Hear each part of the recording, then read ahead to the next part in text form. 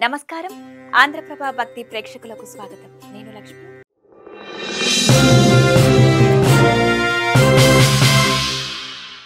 దేవి శరన్నవరాత్రులను పురస్కరించుకొని ఆలయాలన్నీ ఆధ్యాత్మిక శోభను సంతరించుకున్నాయి. ఈ ఉత్సవాల్లో భాగంగా ఆ జగన్మాత ఆది పరాశక్తి వివిధ అవతారాల్లో భక్తులకు దర్శనమిస్తున్నారు. బాల త్రిపుర సుందరి, గాయత్రీదేవి, అన్నపూర్ణాదేవి, మహాలక్ష్మి, సరస్వతి, చండీదేవి, దుర్గాదేవి, మహిషాసురమర్దిని, రాజరాజేశ్వరిగా అలంకరించి ప్రత్యేక పూజలు నిర్వహించడం ఆనవాయితీగా వస్తుంది.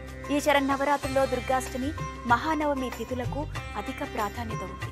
ఆ వివరాలేంటో తెలుసుకోవాలంటే ఈ వీడియోను చివరి వరకు చూడండి.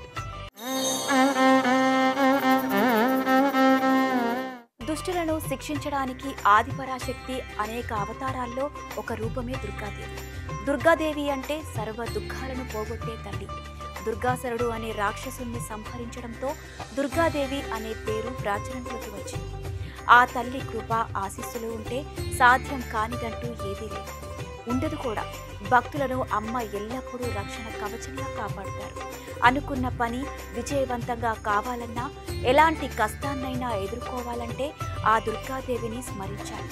ఎందుకంటే ఆ అమ్మ అనుగ్రహం, దయ ఉంటే అన్నీ ఉన్నట్లే.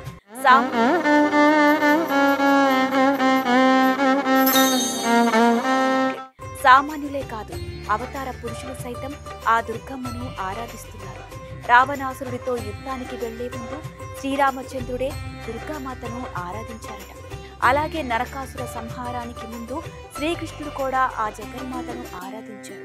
అలాగే పాండవుల్లో ఒకరైన అర్జునుడు కూడా ఉత్తర గోగ్రహణ సమయంలో అమ్మవారిని ప్రార్థించారు. యుద్ధంలో విజయం సాధించారు. ఆనాటి నుంచి నేటి వరకు ఈ సాంప్రదాయమే కొనసాగుతుంది.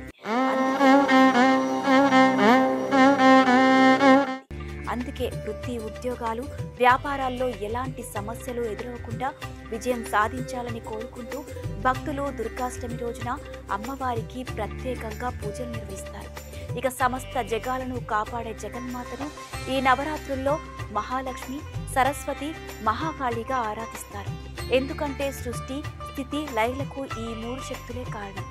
ఈ క్రమంలోనే నవరాత్రుల్లో తొలి 3 రోజుల పాటు మహాకాళిని, తర్వాత 3 రోజులు మహాలక్ష్మిని, చివరి 3 రోజుల పాటు మహాసరస్వతిని పూజిస్తారు.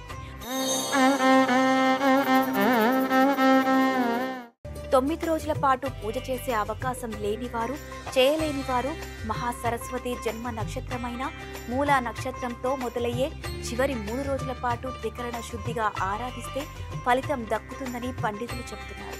అలాగే శరీరంలోని శక్తికి కేంద్రం మూలాధార చక్రం. ఇక్కడే కుండలిని శక్తి నిద్రాణ స్థితిలో 3 చుట్లు చుట్టుకొని 2 మహాకాల సర్పాల రీతిలో ఉంటుంది. ఇది జ్ఞానానికి, శక్తికి, అలాగే చైతన్యానికి ప్రతీక. ఇది మహాసరస్వతి తత్వం. అందుకే నవరాత్రుల్లో చివరి 3 రోజులు దేవిని ఆరాధించే భక్తులకు ఎంతో కీలకం. కాగా సరస్వతీదేవి సాత్విక రూపంలో దర్శనమిస్తారు. చదువుల తల్లిగా విద్యను అందించడంతో పాటు జ్ఞానాన్ని, ఔన్నత్యాన్ని ప్రదర్శిస్తుంది. ఈ క్రమంలోనే మూలా నక్షత్రంలో మహాసరస్వతిగా అలంకరించిన రోజున చిన్నారులకు అక్షరాభ్యాసం చేయిస్తారు. అందుకే నవరాత్రుల్లో ఆ సరస్వతిని ఆరాధించేవారు ఉన్నత స్థాయికి చేరుకుంటారని భక్తుల నమ్మకం. ఇలాంటి ఇంట్రెస్టింగ్ వీడియోలతో మళ్ళీ కలుద్దాం. మరిన్ని అప్డేట్స్ కోసం మా ఛానల్ని ఫాలో అవ్వండి.